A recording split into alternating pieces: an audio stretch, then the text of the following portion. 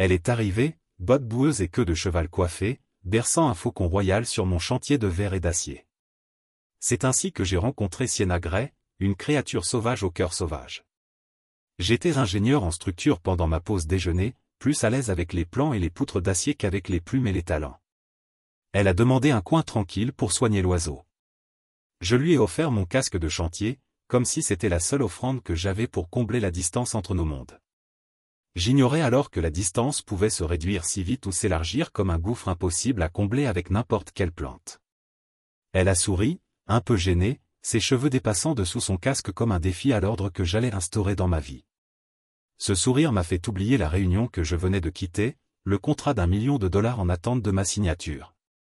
Ses mains étaient fermes tandis qu'elle soignait le faucon, mais son regard était hagard, comme si elle était à moitié ici, à moitié là-bas, dans une forêt que je n'avais jamais visitée. Je l'observais, les bras croisés, mon café refroidissant. Et puis elle rit, un son doux qui échappa à mes défenses. Et dans ce rire, je sentis les murs de ma vie soigneusement construite se déplacer. J'avais toujours été du genre à jouer la sécurité. Celui qui s'assurait que chaque calcul était précis. Chaque poutre répondait aux exigences de charge. Chaque plan était vérifié 3 fois. Sienna ne semblait pas savoir ce qu'était la sécurité. Elle portait un parfum de cèdre et de terre, comme si elle venait d'un monde qui n'avait pas besoin de mes mathématiques. Et j'aimais ça chez elle avant même de la connaître. Lorsqu'elle se leva, haute, maintenant bandée et calme, elle me regarda et dit « Tu n'es pas ce que j'imaginais ». Je ne savais pas alors à quel point j'en étais venu à détester cette expression. Les jours qui suivirent ressemblèrent à un plan de bonheur, chacun construit avec des lignes soigneusement tracées par l'espoir et le rire. Elle passa sur le chantier pour voir comment allait le type au casque, qui apportait des sandwichs emballés dans du papier craft. Je l'inviterai à revenir dans mon appartement, un endroit stérile qui se remplirait bientôt de plantes, de cages et d'une odeur de baume pour la faune dont je ne pourrais jamais prononcer le nom. Elle me raconterait des histoires de renards blessés, de hiboux qui s'étaient imprégnés d'elle, de ratons laveurs qui refusaient d'être apprivoisés. Je lui parlerai des tests de résistance et des retards de projet, du vieil ingénieur qui m'avait appris que rien n'est permanent, sauf le béton que nous coulions. Nous avons construit quelque chose ensemble. Désordonné, vivant, plein de câlins nocturnes sur le canapé pendant qu'un furet borgne nous volait notre pop-corn. Mes amis appelaient ça le chaos. Moi, je l'appelais chez moi. Le jour de ma demande en mariage, il pleuvait. Je l'ai ramené sur le chantier où nous nous étions rencontrés. La tour était presque terminée. Des os d'acier pointaient vers le ciel. Je lui ai glissé la bague dans la main et lui ai demandé de construire un avenir avec moi. Elle a dit oui, comme si c'était la chose la plus simple au monde. Le mariage était petit mais parfait, un vignoble dans la vallée où elle avait toujours rêvé de vivre. Elle portait une robe qui me rappelait la brume matinale, douce et aérienne. Je portais les boutons de manchette de mon père et un sourire plus grand que le ciel. Nous avons dansé sous des guirlandes lumineuses suspendues entre les chênes, nos chaussures s'enfonçant dans l'herbe, et je me souviens avoir pensé qu'aucune fondation n'avait jamais été aussi solide que celle sur laquelle nous nous tenions. J'avais passé 1 an à économiser pour ce jour, à économiser sur les plats à emporter et les bières nocturnes avec les garçons, juste pour m'assurer quel est le mariage qu'elle méritait. Une semaine plus tard, tout a craqué. Elle a commencé à s'éloigner, son téléphone toujours en mode silencieux, ses yeux s'agitant quand je lui demandais ce qui n'allait pas. Une nuit, je me suis réveillé avec son téléphone qui vibrait avec un nom que je n'avais jamais vu auparavant, Rowan. Elle a dit que ce n'était rien. Une amie de fac. Elle avait besoin de réfléchir, a-t-elle dit. 1 semaine après nos vœux, elle a demandé du temps pour réfléchir. Comme si notre mariage était un projet qui avait échoué à l'inspection et qu'elle était l'ingénieur chargé de trouver la faille. Je n'arrivais pas à y croire. J'avais investi toute ma personne dans cette fondation, chaque projet, chaque promesse, chaque moment de silence où je l'avais regardée dormir et remercier chaque étoile d'avoir trouvé quelqu'un comme elle. Je voulais croire que c'était une phase. Je voulais croire que le faucon qu'elle avait sauvé, le furet qui avait volé notre pop-corn, le renard qui avait volé son cœur, tout cela était le signe qu'elle était le genre de personne qui ne pouvait s'empêcher de sauver tout ce qui croisait son chemin.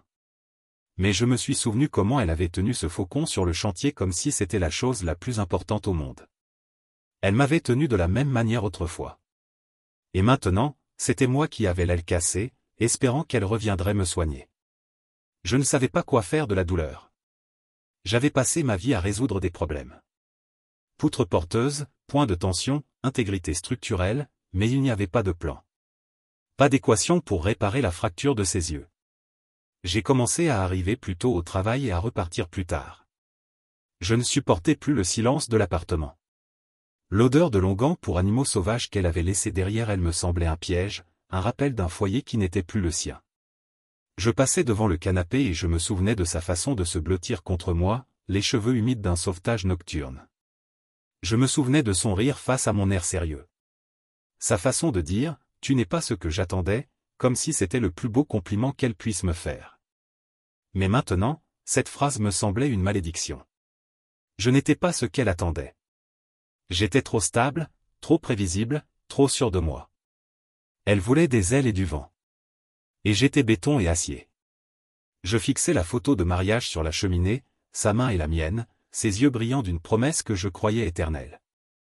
J'avais construit des gratte-ciel qui défiaient la gravité, mais je n'avais pas pu maintenir un mariage qui s'était effondré en une semaine.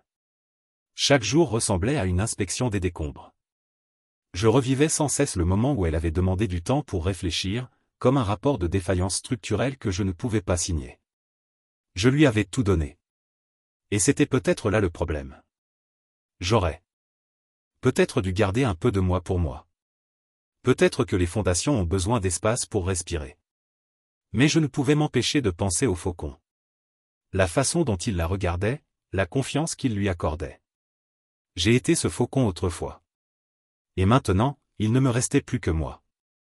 Avec des plumes et des fondations. Les morceaux d'un avenir que je ne pouvais plus construire. Ce n'était pas seulement Rowan. Ça aurait été trop facile. Une cible facile que j'aurais pu blâmer pour la fissure dans nos fondations. Mais la vérité était plus compliquée que ça. C'était sa meilleure amie, Dahlia. Olivia Dahlia Grace pour être précise, qui avait toujours été une épine dans le pied de tout ce que nous construisions.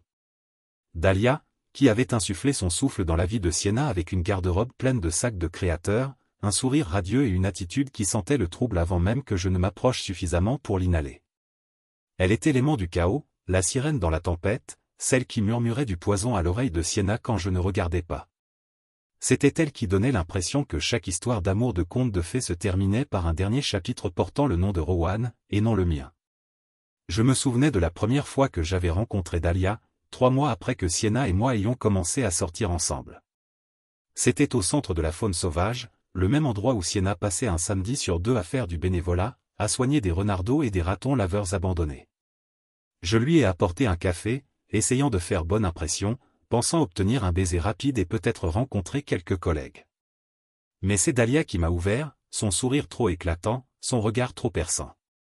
Elle m'a dévisagé comme si j'étais un projet qu'elle avait déjà décidé de condamner. « Tu dois être sérieux », avait-elle dit avec un sourire narquois.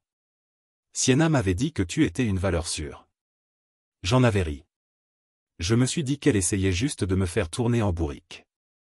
Mais sa façon de le dire, valeur sûre, comme si j'étais la police d'assurance, le plan de secours, le type avec qui on se contente après la fin de sa vraie histoire, ça ne m'a jamais quitté. Même quand Sienna m'a serré dans ses bras ce soir-là et m'a murmuré qu'elle avait de la chance, qu'elle n'arrivait pas à croire que quelqu'un comme moi veuille quelqu'un comme elle, l'écho des mots de Dahlia est resté gravé dans ma mémoire. Alors, quand j'ai appris que Rowan était de retour, la flamme de la fac, le garçon prodige qui avait quitté Sienna pour un stage en médecine à Dubaï, j'ai su que Dahlia devait être derrière les rideaux, tirant les ficelles. Le timing était trop parfait. Une semaine après notre mariage, et soudain, il était de retour en ville, affecté comme par hasard au même hôpital où Sienna faisait ses appels d'animaux sauvages. Chirurgien traumatologue, héros du monde, l'homme qui sauvait des vies et avait des histoires à raconter. Le même homme qui avait fantomisé Sienna après l'obtention de son diplôme, la laissant seule pour recoller les morceaux. Je ne pouvais m'empêcher de me demander combien de fois Dahlia avait mentionné son nom dans des conversations. Combien de fois avait-elle transformé un souvenir en graine de doute dans l'esprit de Sienna? Sa façon de toujours trouver le moyen de le faire remonter à la surface. Tu te souviens de cette fois où Rowan t'avait surprise avec ce road trip? Où Rowan te faisait toujours rire? Il te comprenait, tout simplement. Elle le disait comme une blague, mais je savais que c'était plus que ça. Cela me rappelait que j'étais la personne sûre, la plus stable, celle qui ne pouvait rivaliser avec un homme qui avait sauvé des vies et piloté des hélicoptères dans des zones de guerre. C'est un soir, 3 jours après que Sienna ait demandé un temps de réflexion, que j'ai vu le pire. Je suis rentré tard du bureau, à moitié ivre d'un dîner avec des clients qui ressemblaient à une punition. L'appartement était silencieux, trop silencieux. La seule lumière provenait de la cuisine, et j'ai trouvé Sienna à table, la voix de Dahlia sur haut-parleur. Je n'ai pas entendu toute la conversation, mais le ton était sec. Chaque mot était imprégné de quelque chose que je n'avais jamais pu nommer. On se doit de le découvrir. Dahlia disait, « Tu mérites d'être heureuse. » Je suis resté là, figé, les clés à la main comme une bouée de sauvetage. La tête de Sienna était dans ses mains, des larmes coulaient sur ses joues. Elle semblait si petite, si fragile que j'avais envie de me précipiter pour la serrer dans mes bras, mais les mots de Dahlia avaient déjà fait des ravages. J'ai entendu Sienna murmurer, « Et s'il était fait pour moi ? Et s'il était ma véritable fin heureuse ?» Je suis parti avant qu'elle ne me voie. Je ne supportais pas l'idée de la voir démanteler la vie que nous avions construite comme si c'était une expérience scientifique. Je me suis retrouvé dans un restaurant ouvert toute la nuit, sirotant une tasse de café au goût de cendre, me demandant comment tout avait pu aller si mal aussi vite. Le lendemain matin, Sienna avait disparu. Un mot sur le comptoir. J'ai besoin d'espace pour réfléchir. S'il vous plaît, n'appelez pas. Je l'ai froissée dans ma main. J'ai fixé la cafetière qu'elle avait laissée à moitié pleine. La tache de rouge à lèvres sur ses excréments. Dahlia en avait une. Elle avait transformé ma femme en point d'interrogation. Son poison s'est répandu rapidement. Nos amis communs ont arrêté de s'envoyer des SMS. Les gens du centre animalier ont commencé à m'éviter comme si j'étais le méchant d'un film qu'ils avaient tous accepté de regarder. J'arrivais sur le chantier avec des cernes sous les yeux. Et les gars me tapaient sur l'épaule comme s'ils essayaient de réparer quelque chose dans ma poitrine. Mais rien n'y faisait. Un soir, Dahlia a eu l'audace de m'appeler elle-même. Sa voix était douce, d'une douceur maladive, comme du miel cachant une lame. « Je suis désolé pour ce qui est arrivé. »« Vraiment ?» a-t-elle dit. « Mais Sienna doit découvrir qui elle est vraiment. Tu n'étais peut-être pas la bonne personne pour l'aider. » Je n'ai pas répondu. J'ai simplement raccroché, la main tremblante. Les jours suivants, j'ai commencé à creuser. J'avais besoin de tout savoir. J'ai retrouvé de vieilles photos de Dahlia et Rowan à un festival de musique, les bras croisés comme s'ils se connaissaient depuis toujours. J'ai d'abord trouvé les emails innocents, mais ensuite le sous-entendu était là, comme un filigrane qu'on ne voyait qu'en inclinant l'écran. Dahlia disant à Sienna qu'elle ne se trouverait jamais dans mon ombre. Qu'elle avait toujours été l'esprit libre, la fille qui avait besoin du vent, pas de la terre. Le faucon de notre première rencontre m'est revenu. Puis, la façon dont Sienna l'avait bercé dans ses bras comme s'il était fragile et précieux. J'ai pensé que c'était nous. Deux personnes construisant quelque chose d'assez solide pour tenir le vol et la liberté en même temps. Mais peut-être que je me trompais. Peut-être que Sienna avait toujours cherché un moyen de m'échapper. Je commençais à me demander combien d'autres fois Dahlia lui avait murmuré à l'oreille. Combien d'autres fois elle avait laissé ce poison s'infiltrer dans les fissures de notre mariage. J'avais passé tellement de temps à construire les fondations que j'en avais oublié qu'il fallait vérifier les murs pour voir s'il y avait de la moisissure. Et Dahlia, elle était la moisissure noire dans chaque recoin de notre vie. Un soir, je me suis assis au bord du lit, serrant l'oreiller de Sienna comme s'il pouvait me donner des réponses. L'odeur de son shampoing y était encore accrochée. J'avais envie de la détester. J'avais envie de les détester toutes les deux. Mais tout ce que je ressentais était vide. Je lui avais tout donné. Mes projets, mes rêves, mon cœur. Et elle m'avait lancé un point d'interrogation enveloppé dans la voix de Dahlia. C'était peut-être le pire. Qu'après toutes ces nuits passées à planifier notre vie. Après tout l'amour que nous avions construit, elle avait laissé une amie, quelqu'un en qui je n'avais jamais eu confiance, détenir les clés de notre avenir. J'étais ingénieur. J'aurais dû voir les fissures avant qu'elles ne s'étendent. Mais j'étais trop occupé à construire des gratte-ciel pour remarquer les termites chez moi. Je me suis servi un autre whisky et j'ai regardé les lumières de la ville par la fenêtre. J'ai pensé à Rowan, à Dahlia, au faucon qui s'était envolé. Et j'ai réalisé que la liberté n'était peut-être pas le problème. Peut-être était-ce la confiance. Et j'en avais assez de faire confiance à ceux qui ne pouvaient pas voler de leurs propres ailes dans un monde qui exigeait des fondations. Elle est entrée dans mon bureau en pyjama et pleine de culpabilité. J'avais à peine eu le temps d'examiner les plans de la nouvelle aile de l'hôpital. Mon bureau était encombré de post-it, de croquis et de projections de coups qu'elle a frappé à la porte comme un fantôme. J'avais passé la nuit précédente à peaufiner les plans de rénovation parasismique, à me débattre avec les budgets et les entrepreneurs. Mais quand je l'ai vue, tout le reste a disparu.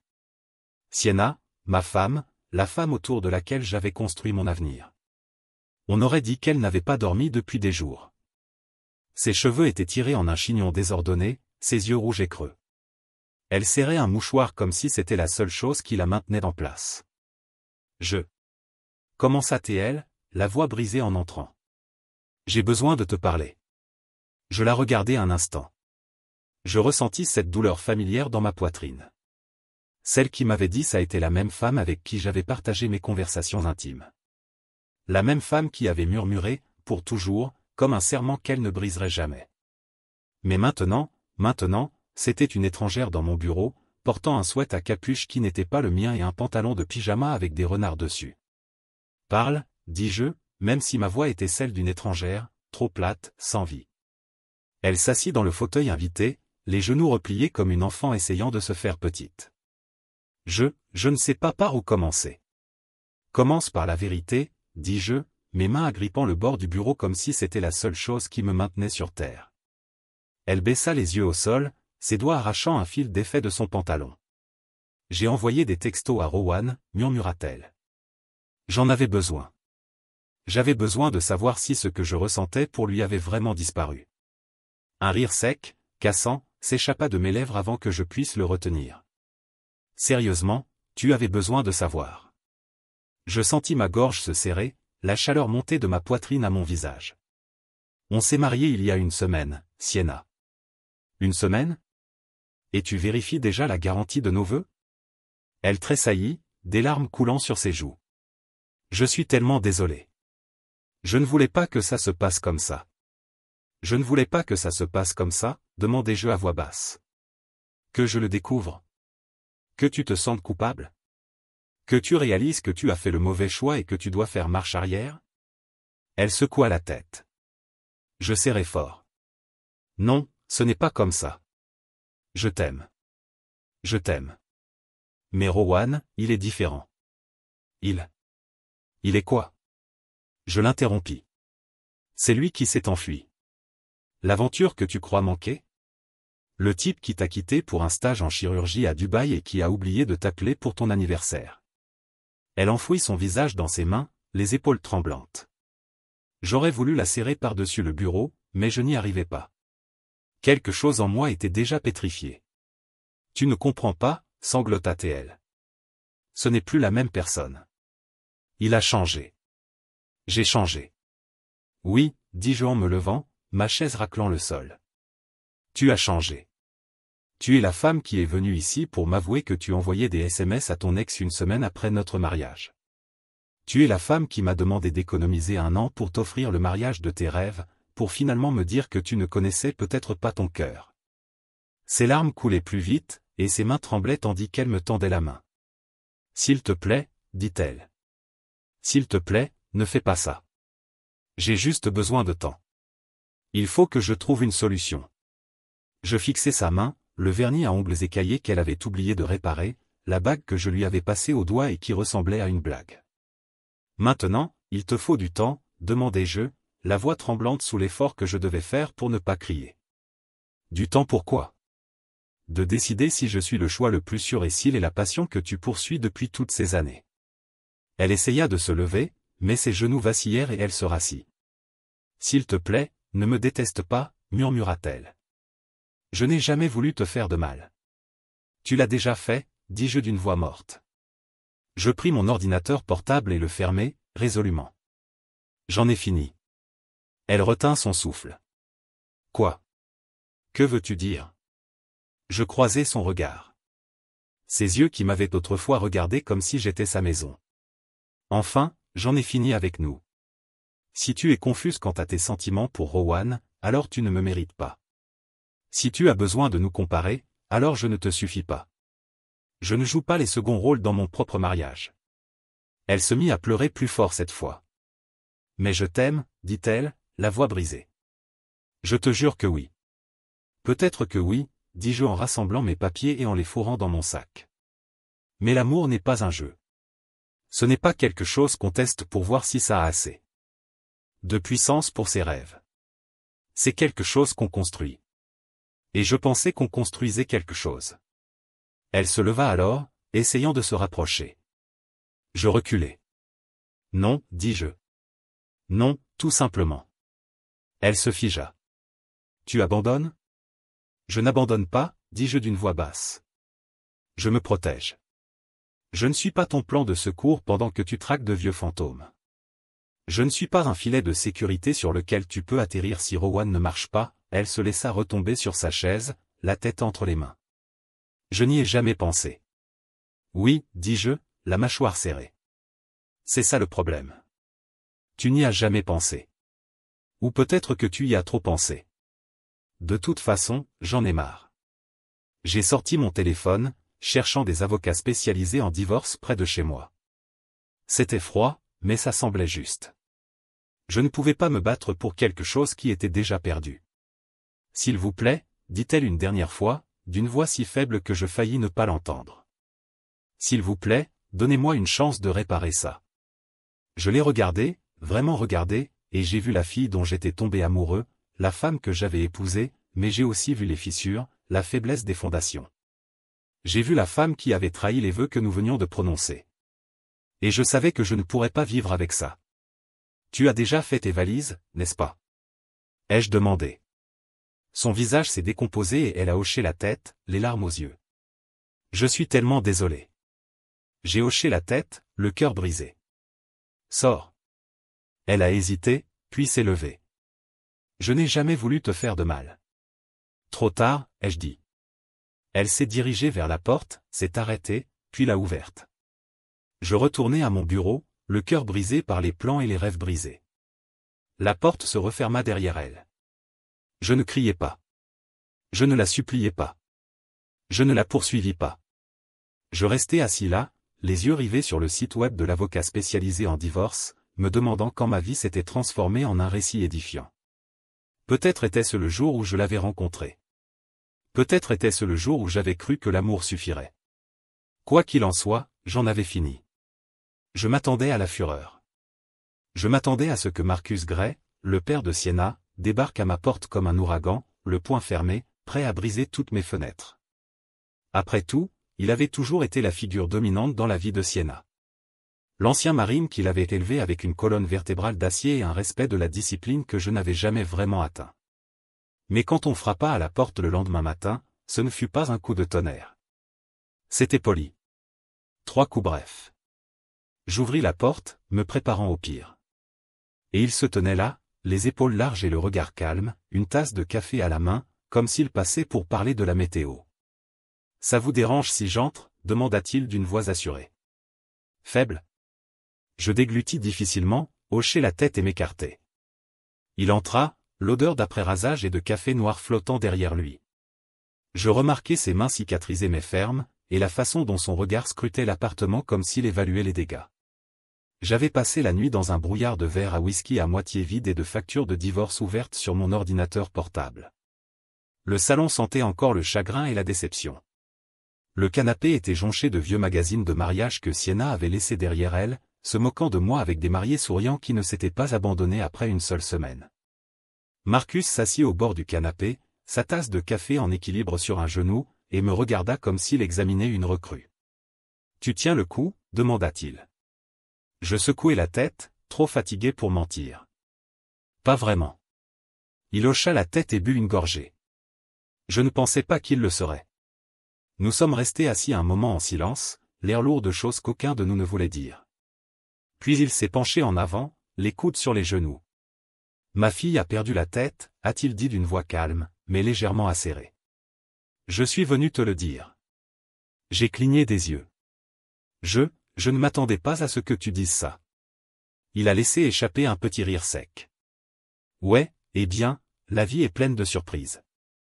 Écoute, je sais que tu penses que je suis là pour te casser la gueule ou te demander des explications, mais en vérité, je suis là parce que j'ai vu tout ce bazar se dérouler, et je ne pense pas que tu sois le problème. J'ai laissé échapper un soupir que je retenais sans m'en rendre compte. Et toi, non? Il a secoué la tête, fixant son café comme s'il contenait toutes les réponses. Sienna est comme ça depuis toute petite, à la poursuite du prochain frisson, de la prochaine étincelle. Elle a toujours été comme ça. Bon sang, je pensais que le mariage pourrait la changer. Je pensais qu'elle finirait peut-être par comprendre que l'amour n'est pas des montagnes russes, c'est un fondement. Mais il a secoué la tête à nouveau, un sourire amer aux lèvres. Je suppose que j'avais tort. Je me suis adossé, le poids de ses mots pesant sur ma poitrine. Tu savais qu'elle envoyait un message à Rowan, n'est-ce pas? Sa mâchoire s'est serrée. Ouais. Sa mère me l'a dit, et ça ne m'a pas fait plaisir. Rowan est un sacré numéro. Je voulais le frapper à la fac. Ce salaud a couché avec la moitié de l'équipe de volley, a brisé le cœur de Sienna, puis est parti poursuivre Glory à l'étranger. J'ai eu la bouche sèche. Elle ne me l'a jamais dit. Le regard de Marcus a croisé le mien, fixe et inflexible. Elle ne savait pas. Nous, sa mère et moi, on le lui cachait. On pensait la protéger. On pensait pouvoir effacer le passé. Oui, on avait tort sur ce point aussi. Un rire amer s'est échappé de mes lèvres. Alors, le type pour qui elle pleure, celui qu'elle croit être la solution à sa confusion. C'est le même type qui l'a trompée à la fac. Marcus a hoché la tête et elle ne sait pas. Pas vraiment. Elle pense que c'est un héros avec un scalpel et un sourire éclatant, mais c'est un salaud de menteur qui échangerait le cœur d'une femme contre une bonne histoire. J'ai senti une colère froide m'envahir. Et maintenant, elle est partie, à nouveau à sa poursuite. La voix de Marcus est devenue grave. Ouais. Et tu m'as pointé du doigt avec la tasse de café. C'est toi qui tiens le sac. C'est toi qui as construit le foyer, les projets, l'avenir. Elle est là-bas, à chasser un satané fantôme. J'ai détourné le regard, la douleur dans ma poitrine, vive et inexorable. Elle a demandé du temps pour réfléchir, ai-je murmuré. Le rire de Marcus était bas et sans humour. Du temps pour réfléchir. Bon sang, elle a dit du temps pour réfléchir. Tu lui as tout donné. Un endroit où atterrir, une chance de construire quelque chose de solide, et elle a tout gâché. Un silence s'est installé. Entre nous, lourd de regrets. Puis il s'est déplacé, fouillant dans la poche de sa veste et en a sorti une carte de visite. Mon avocat est le meilleur de la ville. Il travaillait sur des divorces très médiatisés pour des pontes du monde des affaires. Je lui ai parlé de toi. Je lui ai dit que je paierais son acompte si tu voulais parler. J'ai fixé la voiture comme si c'était une bouée de sauvetage. Pourquoi? Marcus a soutenu mon regard, inébranlable. Parce que je suis peut-être un marine, mais je suis aussi un père. Et en ce moment, je suis un père qui regarde. Sa fille a mis le feu à sa propre maison. Et toi? C'est toi qui l'as construite avec elle, qui as essayé de la maintenir debout.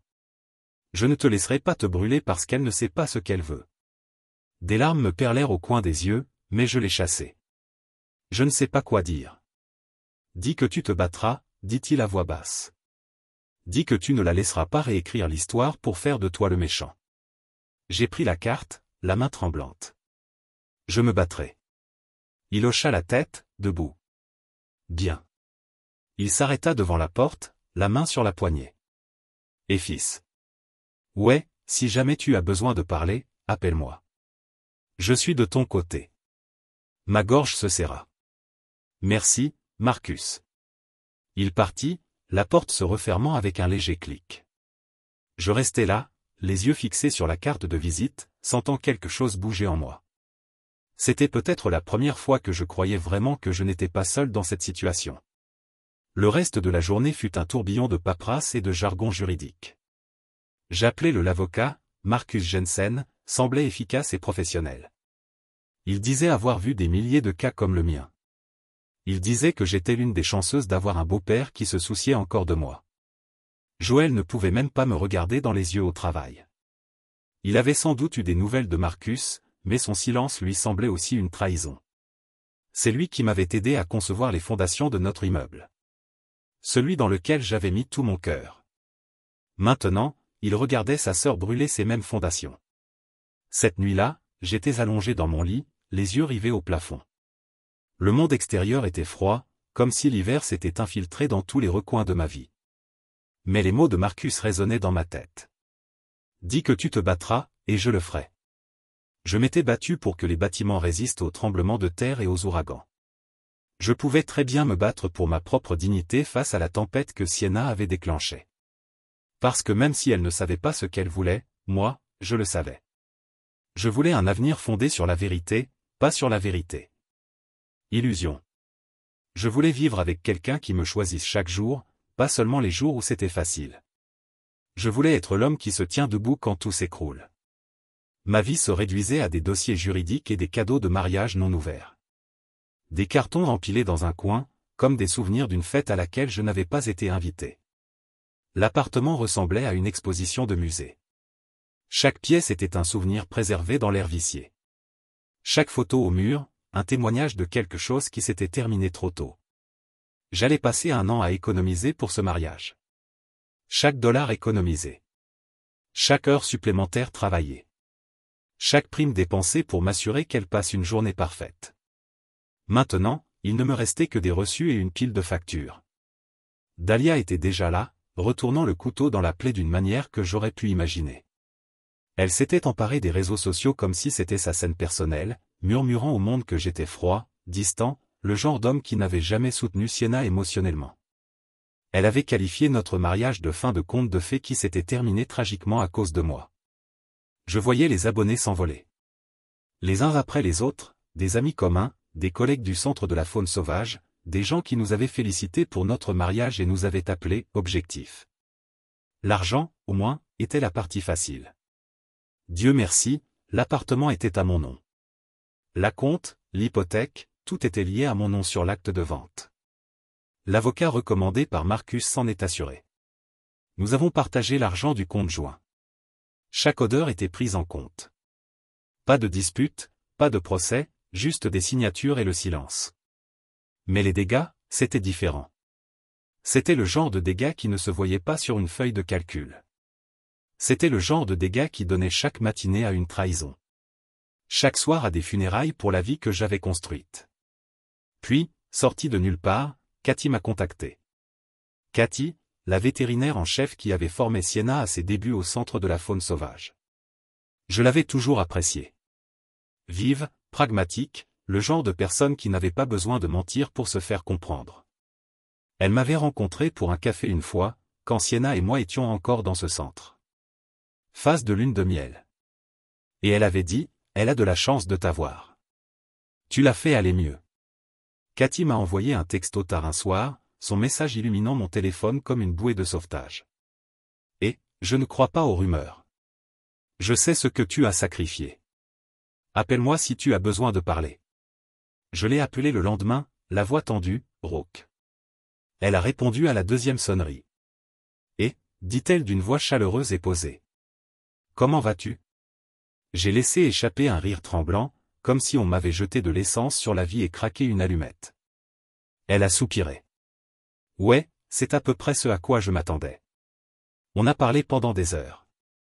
Elle m'a dit que le centre animalier bruissait de ragots, que Dahlia faisait des heures supplémentaires pour que tout le monde pense que j'étais le méchant. Elle m'a dit que Sienna remettait déjà en question ses choix. Que Rowan n'était pas le héros romantique qu'elle s'était imaginé. Elle pleure dans la salle de pause. Cathy a dit que Rowan avait encore oublié leur anniversaire d'1 mois. Il est trop occupé à être chirurgien traumatologue pour se souvenir des dîners prévus, et encore moins du cœur de Sienna. La colère. Ce qui bouillonnait en moi s'est enflammé comme un fil électrique. Et Dahlia, ai-je demandé d'une voix sèche.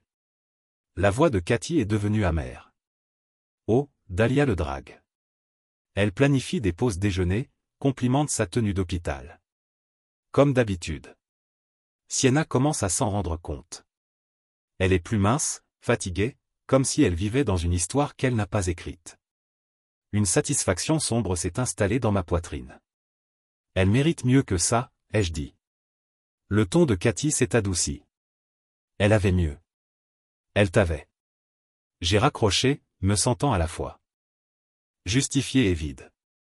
Cela n'a rien changé. Pas vraiment. Sienna avait fait son choix, et je n'étais pas du genre à supplier. Mais au moins, maintenant, je connaissais la vérité. Le conte de fées qu'elle poursuivait était déjà en train de craquer. Le travail est devenu mon sanctuaire. Je me suis lancé dans la conception du gratte-ciel sur lequel je travaillais depuis des mois. Une tour d'hôpital ultramoderne qui redéfinirait l'horizon. Je me suis retrouvé dans les plans et les conférences téléphoniques. Chaque ligne sur la page me rappelait que je pouvais encore construire quelque chose de durable. Un matin, mon patron m'a convoqué dans son bureau. C'était un homme perspicace, tout en anglais et en costume, mais son regard était bienveillant. « Votre travail sur la tour verte a été phénoménal », a-t-il dit. Le conseil d'administration est impressionné. Il vous offre une promotion, architecte en chef de notre projet phare à Singapour. C'est une énorme avancée. J'ai cligné des yeux. Singapour ? Il a hoché la tête. C'est un véritable tremplin pour votre carrière.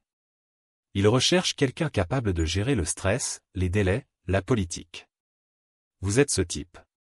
L'idée de quitter cette ville, ce chaos, ce foyer brisé. C'était comme une bouffée d'air frais dans une pièce éventrée. Je le ferai, ai-je dit d'une voix ferme. Je suis prête. J'ai emballé mon bureau ce soir-là. Chaque plan roulé avec soin. Chaque maquette emballée et étiquetée. J'ai laissé derrière moi les dernières photos de mariage que j'avais gardées dans mon tiroir. Je n'en avais plus besoin. Je me construisais un avenir qui ne dépendait plus d'eux. Les promesses de quelqu'un d'autre. Mais juste au moment où je m'installais dans l'idée de tout laisser derrière, le passé est venu frapper. Littéralement, Cathy m'a envoyé un SMS. Tête en tête. Elle vient te voir. Elle est désespérée. Je n'ai même pas eu le temps de traiter cela avant le bourdonnement de mon téléphone avec un autre message. Joël, le frère de Sienna. Elle est en route. Être prêt. Le coup est arrivé à 20h. J'étais seul dans le condo, des boîtes à moitié emballées, les échos de ma vieille vie rebondissant sur les murs. J'ai ouvert la porte et elle était là. Sienna, cheveux ébouriffés, les yeux rouges des pleurs, portant une veste qui avait l'air de taille trop grande. Elle a accroché une lettre dans une main comme si c'était la dernière bouée de sauvetage qu'elle avait. « J'ai besoin de parler », murmura-t-elle.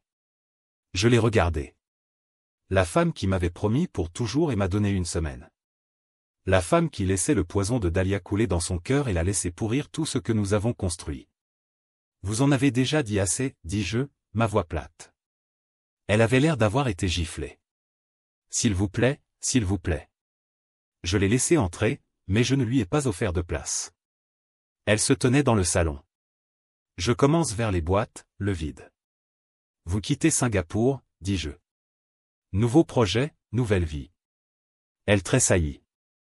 Vous vous enfuyez. J'ai secoué la tête. Non, j'avance. Il y a une différence. Elle tendit la lettre, sa main tremblant. Je vous ai écrit quelque chose. J'avais besoin d'expliquer. Je ne l'ai pas pris. Je n'ai pas besoin de vos explications, Sienna. J'avais besoin que tu me choisisses et tu ne l'as pas fait. Des larmes ont renversé ses joues. J'ai fait une erreur. J'ai laissé rire. Sec, amer. Non, vous avez fait un choix. Et les choix ont des conséquences. Elle se tenait là en s'effonçant devant moi, mais je ne pouvais pas la sauver. Pas cette fois. Tu devrais y aller, dis-je en nous détournant. Elle se tenait là un instant de plus, puis laissa tomber la lettre sur la table basse et sorta. Je ne l'ai pas lue. Je n'en avais pas besoin. Cathy m'a appelé cette nuit-là, sa voix chaude et stable. Ça va, elle a demandé. J'ai hoché la tête, même si elle ne pouvait pas me voir. Ouais, dis-je. Pour la première fois depuis longtemps, je pense que je suis. Dahlia était le vrai méchant. J'avais passé des semaines à me convaincre que c'était Rowan.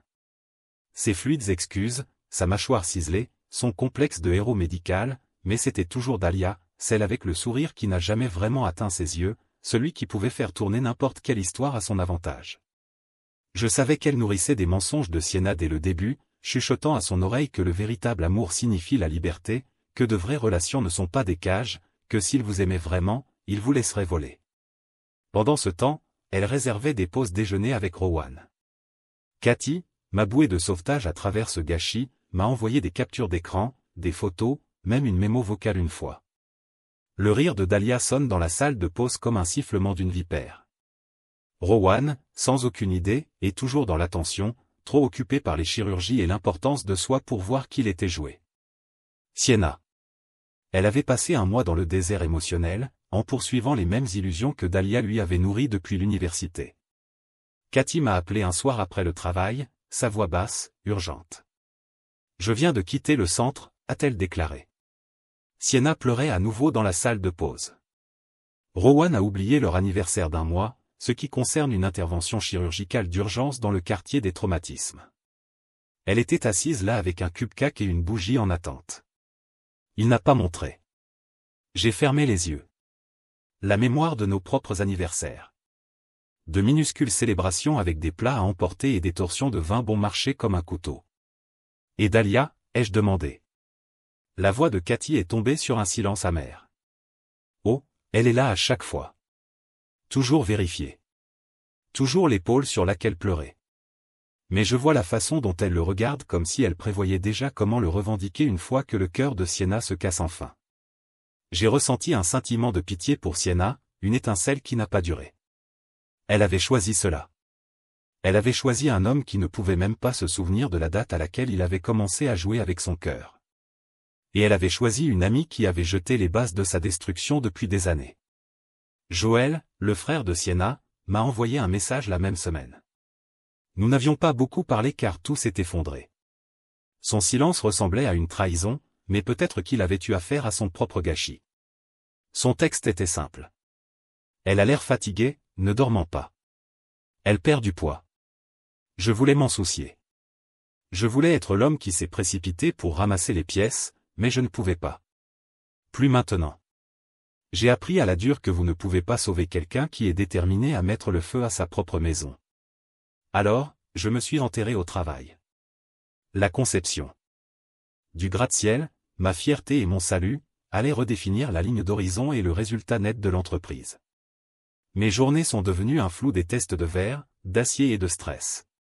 Chaque ligne sur le plan une ligne entre moi et le chaos que Sienna et Dahlia avaient laissé. Mon patron a remarqué. Il a salué mon objectif, mon dévouement. Il n'a pas vu l'épave en moi et j'étais reconnaissant. Puis vint la promotion, le projet Singapour. J'ai rêvé d'une tour verte qui changerait tout. Une chance de recommencer. J'ai dit oui sans hésitation, comme un homme finalement libre d'un mauvais rêve. Mais juste au moment où j'ai pensé que j'avais quitté le passé, il est venu frapper des talons et du désespoir. C'était un mardi, en fin d'après-midi, le ciel lourd de menaces de pluie. Je viens juste d'une réunion client, la tête bourdonnante de chiffres et d'horaires lorsque Cathy a appelé. Elle est là, dit-elle, sa voix serrée. Qui? J'ai demandé, même si je savais déjà. Dahlia, elle est au centre. Elle fait des virages Sienna toute la journée, la poussant à tenter sa chance avec Rowan. Elle lui dit que vous ne l'avez jamais soutenu, que vous l'avez toujours tenu. La colère qui mijotait en moi a éclaté à la vie. Et Sienna, Cathy soupira. Elle s'effondre. Elle ne sait plus à qui faire confiance. Elle commence à voir Dahlia pour ce qu'elle est, mais il est trop tard. Elle est perdue dans le désordre. Je me suis penché contre la balustrade du balcon, fixant la ville ci-dessous. Les sons des cornes de voiture et de la construction et le grondement lointain de tonnerre ressemblaient à une bande sonore du chaos que j'avais laissé derrière. Merci, Cathy, dis-je, ma voix basse. Je te dois plus que je ne peux jamais rembourser. Tu ne me dois rien, a-t-elle dit. Je déteste juste voir les bonnes personnes se blesser. J'ai raccroché et retourné mon regard vers l'horizon. J'avais passé des années à construire des structures qui pourraient résister aux tremblements de terre et aux ouragans. J'avais appris à calculer les forces qui déchireraient un bâtiment, à concevoir des fondations qui pourraient tenir même lorsque le monde a tremblé. Mais je n'avais jamais appris à construire quelque chose qui pourrait résister à la trahison. Cette nuit-là, je suis resté tard au bureau, affluant les conceptions finales du projet Singapour. Chaque ligne était parfaite, chaque calcul exact. C'était tout ce que mon mariage n'avait pas été. Un coup sur le mur de verre de mon bureau m'a tiré de mes pensées. Joël se tenait là, les mains dans ses poches, les yeux abattus. Je l'ai agité. Et, dit-il, voix rugueuse. Puis-je te parler? Je me penchai en arrière sur ma chaise, fatigué. Bien sûr, il est triste, les yeux sur le sol. Je voulais juste dire que je suis désolé pour tout. Pour ne pas vous avoir parlé de Rowan à l'université, pour ne pas être là quand elle a commencé à m'éloigner. J'aurais dû vous avertir. Je l'ai étudié. Comme je vous laisse tomber. Il cligna des yeux, le soulagement et la douleur se mélangeant dans ses yeux. Merci, murmura-t-il. J'avais besoin d'entendre cela. Nous nous sommes assis en silence pendant un certain temps, les lumières de la ville brillaient au loin. Finalement, il s'est tenu. Je suis transféré à la succursale d'Asie, a-t-il déclaré. Je pensais que tu devrais savoir. Un petit sourire a trouvé son chemin vers mes lèvres. Nous allons construire quelque chose de génial là-bas, ai-je dit. Ouais, dit-il, sa voix plus forte maintenant. Nous le ferons. Après son départ, je me suis retourné au plan de mon bureau. Le gratte-ciel a augmenté en ligne et en angle et proportions parfaites, un monument à la résilience. J'ai pensé à Sienna, alors du berceau de feuilles de faucon ce premier jour, de la maison que nous avons construite et perdue. J'ai pensé à Dahlia et Al. Ma fête d'adieu était toutes les lumières sur le toit et le champagne, l'horizon derrière nous comme une promesse de nouveau début. Je n'aurais jamais été un pour les fêtes, trop de voix, trop d'opportunités de rire forcé. Mais ce soir était différent. Ce n'était pas seulement un adieu à la ville. C'était un adieu à l'homme que j'avais été. Celui qui croyait que l'amour était une structure que vous pouviez construire. Que les promesses étaient comme des poutres en acier, assez fortes pour tout tenir. Kyle, mon meilleur ami depuis l'université, avait volé de Dubaï juste pour être là. Il avait l'air bronzé, confiant, un sourire s'étendant sur son visage comme s'il n'avait jamais été à travers le chagrin. « Voici pour toi, mec, a-t-il dit, élevant son verre. Le meilleur putain d'ingénieur que je connaisse. » J'ai tincé mon verre avec le sien, les bulles pétillaient contre mes lèvres. Sarah, l'architecte principale de Singapour, a ri de ma terrible blague sur les charges structurelles et m'a tendu une petite grue en origami qu'elle avait pliée d'une serviette. Pour la chance, a-t-elle dit, son accent enroulant autour des mots comme un cadeau. Je me laisse croire juste un instant que j'étais déjà parti, que j'avais laissé les fantômes de Sienna et Dahlia. Les combats de fin de nuit, les matins du café froid et le silence plus froid. Que j'avais enterré le chagrin sous suffisamment de béton pour construire un gratte-ciel qui a atteint les étoiles. Puis quelqu'un a halté. La musique a bégayé comme une radio mourante. Quelques têtes ont tourné. J'ai suivi leur regard. Elle était là, Sienna, debout dans l'embrasure de la porte, encadrée par des lumières à cordes et l'odeur du vin cher. Ses cheveux ont été retirés comme elle l'avait porté lors de notre premier rendez-vous. Elle portait la même robe, en bleu doux, une dentelle délicate qui m'avait fait penser au ciel du matin. La sécurité se dirigea vers elle, mais elle leva la main. « S'il vous plaît, dit-elle, sa voix tremblante. J'ai juste besoin de le voir. » K était à mes côtés en un instant. « Tu veux que je gère ça ?» murmura-t-il, ses yeux tranchants. J'ai secoué la tête. Non, je l'ai. Je m'avançai, mon cœur stable d'une manière à laquelle je ne m'attendais pas. « Qu'est-ce que tu fais ici, Sienna ?» Ses yeux brillaient dans les lumières du toit, le mascara taché comme des ecchymoses. « Je devais te voir, dit-elle, sa voix se brise. Je ne pouvais pas te laisser partir sans te dire, sans te demander de me laisser venir avec toi. » Les mots m'ont frappé comme une boule de démolition, mais je n'ai pas tressailli. J'avais passé des mois à reconstruire les murs qu'elle avait démolis. « Tu n'es pas sur la liste, dis-je, ma voix calme. » Elle tressaillit comme si je l'avais giflée. « Se souvient de qui vous étiez. » Sa lèvre trembla. « S'il vous plaît, je vous supplie. Je ferai n'importe quoi. Je te suivrai n'importe où. Ne me laissez pas derrière. » K s'avança, sa glace de ton. « Ce n'est pas votre filet de sécurité, Sienna. » Les mains de Sarah se glissaient dans la mienne. « Stable, favorable. »« Vous avez eu votre chance, dit-elle. » Tranquillement.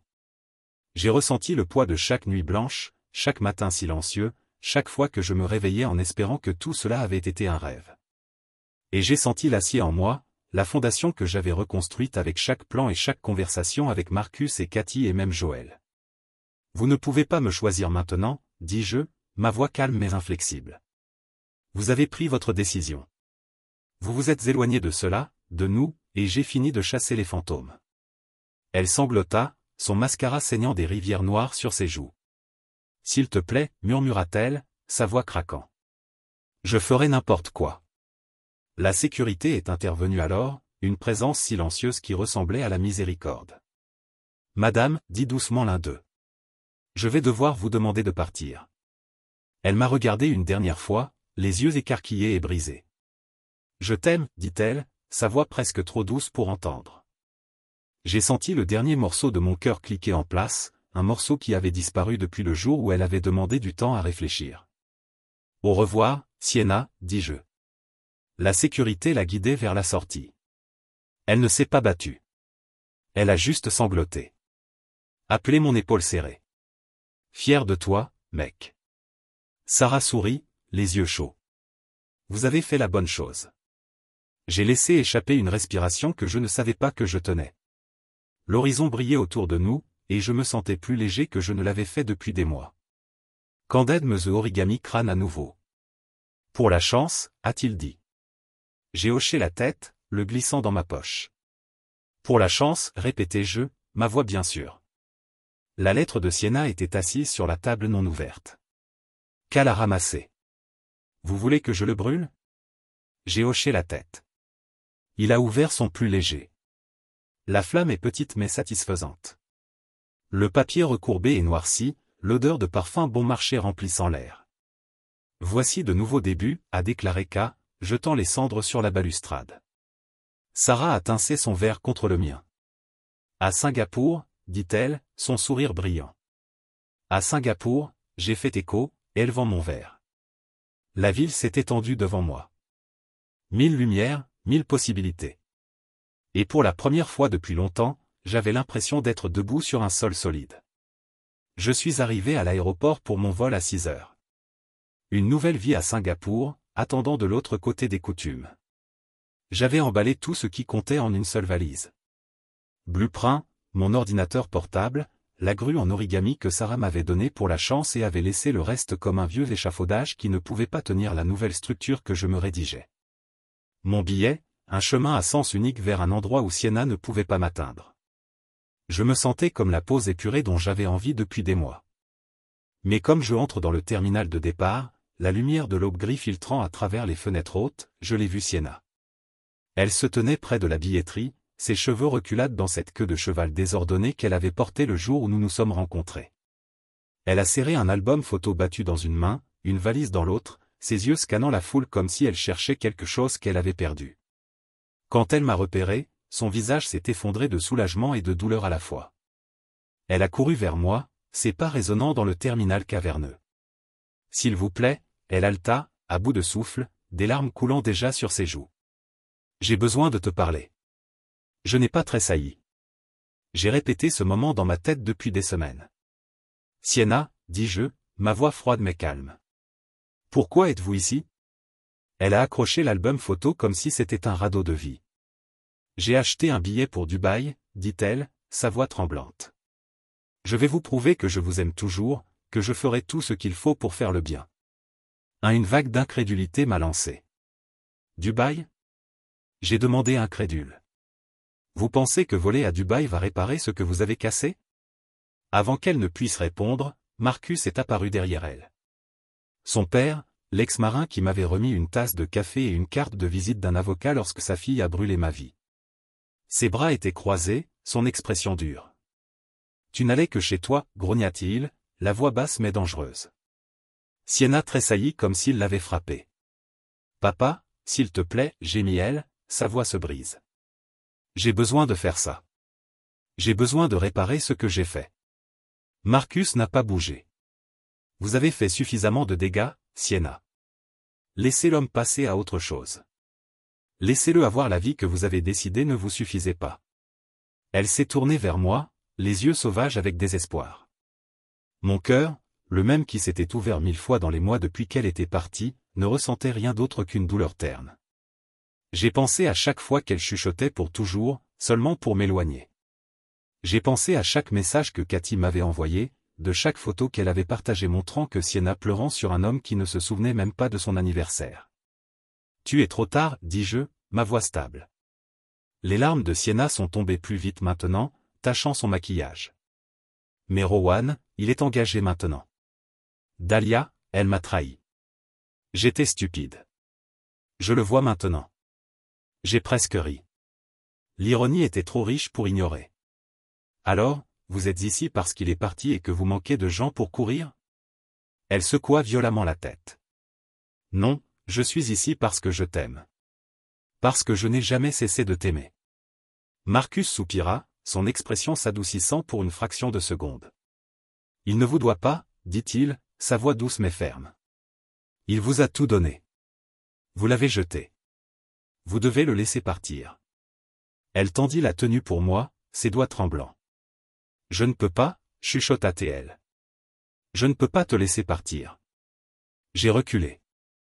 Mais je t'ai déjà laissé partir, dis-je, ma voix calme. Ce que nous avions était spécial, Sienna. Mais vous l'avez détruit. Vous laissez un doute dans un endroit où la confiance aurait dû vivre.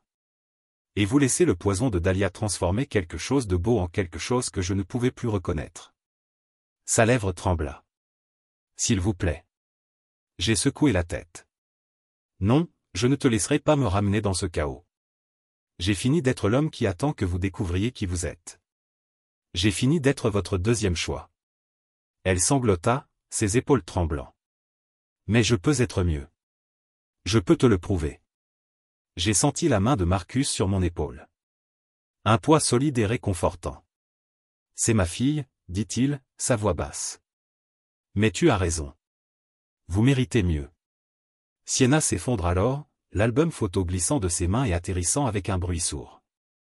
Des images ont débordé sur le sol terminal.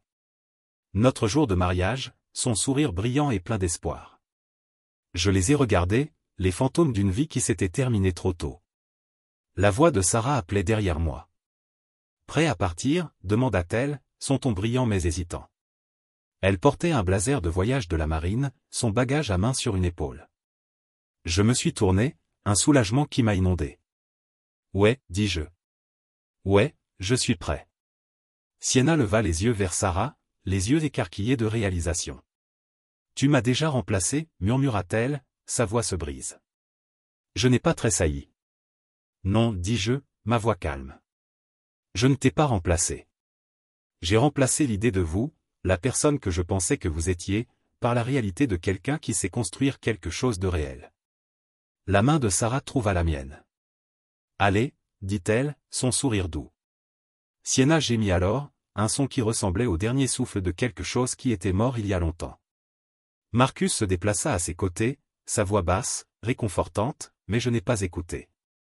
Je me suis détourné, chaque pas me rapprochant de la porte, plus près d'une vie où je pourrais être à nouveau entier. Alors que je remettais mon passeport à l'agent de bord, j'ai ressenti un soulèvement de poids de ma poitrine, un fardeau que j'avais porté trop longtemps.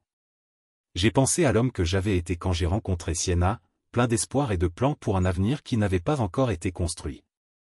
J'ai pensé à l'homme que j'étais maintenant, marqué, mais plus fort, plus sage, prêt pour le chapitre suivant. Je suis monté à bord de l'avion sans regarder en arrière. Et alors que les moteurs rugissaient et que le sol tombait sous moi, je ressentais quelque chose que je n'avais pas ressenti depuis longtemps. Paix. L'horizon s'est déroulé devant moi en couches d'argent et de verre. Un horizon contrairement à tous ceux que je connaissais. L'aube de Singapour était calme mais vivante. Une promesse de renaissance fredonnant sous chaque poutre en acier et couloir en marbre poli. Je me tenais sur le balcon de mon nouveau condo, un petit espace au 27e étage avec juste assez de place pour ma table de rédaction et une vie qui semblait neuve. J'avais laissé derrière eux les fantômes du passé, du moins je l'espérais. Mais ils ont trouvé leur chemin ici, parfois, scintillant dans des rêves, me prenant au dépourvu dans la façon dont le vent a secoué la fenêtre ou dans le reflet de la queue de cheval d'une femme dans la rue. Pourtant, la ville était différente. C'était un lieu de chaos ordonné, une symphonie d'ambition et de poussière de construction. L'horizon semblait se construire du jour au lendemain. Des grues se balançant comme les bras des géants alors qu'ils assemblaient la future poutre à la fois. Je viendrais ici pour concevoir un point de repère, une tour écologique qui défierait les attentes. Quelque chose qui se tiendrait longtemps après que les souvenirs de Sienna se soient estompés comme de vieux plans. Ma première nuit à Singapour, j'ai regardé le lever du soleil avec un verre de scotch dans ma main et un cœur qui se sentait plus léger qu'il ne l'avait fait depuis des années. La condensation sur le verre a tracé la forme d'une aile d'un faucon et de l'écho de la feuille d'oiseau bercée dans ce chantier de construction il y a toutes ces années. Mais cette fois, c'était un symbole de liberté, pas de captivité. J'ai pensé à ce que Marcus avait dit que parfois vous deviez laisser la personne que vous aimez aller parce que leur amour n'était pas suffisant pour supporter le poids d'une vraie vie. Sarah était là aussi. Nous n'étions pas officiels. Aucun de nous ne voulait mettre une étiquette sur quelque chose qui grandissait encore, apprenant toujours à se tenir seul. Mais il y avait quelque chose de réel fleuri entre nous. Quelque chose qui n'avait pas besoin de promesses faites devant une foule pour se sentir solide. Elle a compris les cicatrices, les nuits que je ne pouvais pas dormir. Les temps que je me réveillerais s'attendaient à entendre la voix de Sienna dans la cuisine. Elle tenait ma main et ne disait rien, laissant le silence s'installer autour de nous comme une couverture. Je vais rejoindre mon équipe, apportant son bronzage de Dubaï et son sourire facile. Il avait toujours été le frère que je n'avais jamais eu. Et maintenant, il était la deuxième série d'yeux sur chaque plan que j'ai dessiné. Nous nous asseyions dans le bureau tard dans la nuit en nous disputant des poutres de chargement et des arbres d'ascenseur. Le genre d'arguments qui se sont terminés par une boisson et un rire au lieu des portes et des accusations claquées. Même Joël a fait son chemin ici. Marcus avait tiré quelques cordes, lui faisait un transfert à la succursale d'Asie. La première fois que je l'ai vu entrer dans le bureau, il avait l'air de porter le poids des erreurs de sa sœur sur le dos. Mais au fil des semaines, ce fardeau s'est déchaîné. Nous avons retrouvé notre rythme. Les déjeuners tardifs avec des plats à emporter bon marché, partageant des blagues d'ingénierie que personne d'autre n'a trouvé drôles. Nous n'avons pas parlé de Sienna. Nous n'en avions pas besoin. C'était suffisant pour savoir que nous lui avons tous deux survécu à notre manière. Je me surprenais parfois à vérifier mon téléphone, à moitié en attendant d'autres excuses, un autre plaidoyer désespéré pour rentrer à la maison, mais les messages avaient cessé. Peut-être qu'elle avait finalement réalisé que je ne revenais pas. Peut-être qu'elle avait finalement compris que ce que nous avions construit n'était pas seulement cassé, c'était parti. Rowan. J'ai entendu parler de Cathy qu'il avait également évolué. Engagée à une infirmière, apparemment. L'ironie m'a fait sourire. Un type de satisfaction amère. Dahlia avait également essayé de se frayer un chemin dans sa vie. Mais les rumeurs ont dit qu'elle avait été licenciée du Wildlife Center for Armasm, un drame avec un autre co-ouvrier. Elle travaillait dans un zoo pour enfants. Maintenant, je l'imaginais de nourrir des chèvres et de leur raconter des histoires sur les hommes qu'elle a détruits.